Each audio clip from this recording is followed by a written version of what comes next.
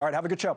Connell, thank you. Great show. Catch you tomorrow. Hello, good evening. Thanks for being with us tonight here on the Hill. I'm Blake Burman. So at this hour, out on the road, Vice President J.D. Vance standing by ICE officers in Minnesota, meeting with leaders, minus the governor and the mayor.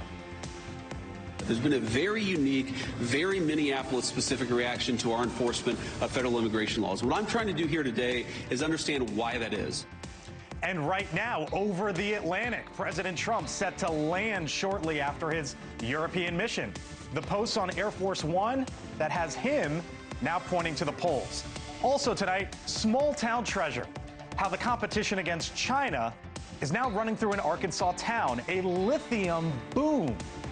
What that means for our national security and that bitter blast. Have you felt it yet?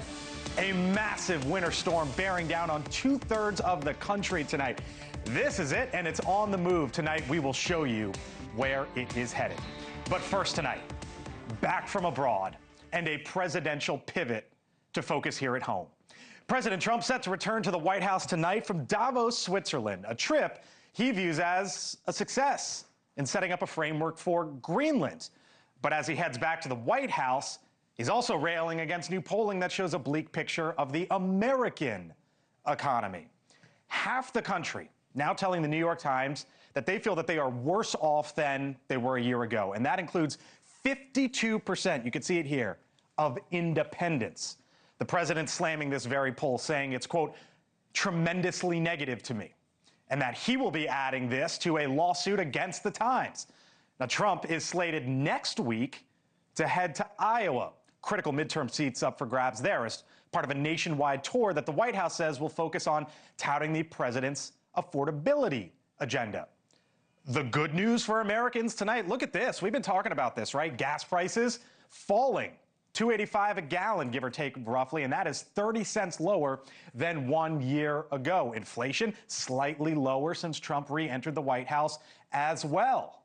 2.7% right now. But Americans still feeling the pinch of higher prices. Electricity costs, for example, jumping close to 7% from the year prior. Food right now up 3%. And the frustration over costs taken out today on healthcare executives testifying up on Capitol Hill. You are clearly putting corporate profits ahead of patients. All of you are posting record profits, approving millions of dollars worth of CEO compensation packages, executive bonuses, and paying your shareholders.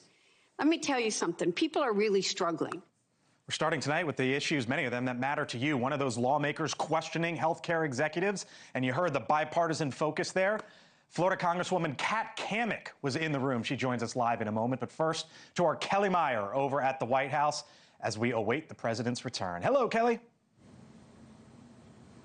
Hey there, Blake. The president making his way back here to the White House. He is just gaggled with reporters there on Air Force One. We're listening back to that for any news. But we do know that he has an ambitious schedule when he returns here to Washington, D.C. He's going to be hitting the road for 2026 midterms. His chief of staff revealing the president plans to travel once a week to deliver a speech somewhere in the United States. And it's all a part of his effort to get his affordability message out and to campaign like it's 2024 for Republican candidates up in the election in 2026. Here's more from the president.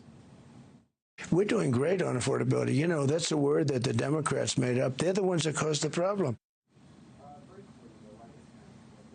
And, you know, just this week in the White House briefing room, the president said he must have bad PR or something because that message, he says, isn't getting across the American people. So he's taking it to the road himself. Now, we saw him late last year do this in an effort to sell his affordability agenda. But this will be a significant increase in travel, not only for the president, but for his cabinet officials as well. And generally, people are less likely to vote in the midterms during non-presidential years because the president won't be on that ticket. But he's going to be campaigning as if he is on the ballot in the midterm. So President Trump hinted at a bit of what he could be talking about next week. He repeated his push to stop Wall Street from buying up single-family homes. He talked about that in Davos. He also says Republicans should really make health care their issue. So he'll be talking about that a lot. Now, Iowa, we know, will be the president's first stop on his midterm blitz. That's already coming up this Tuesday, Blake.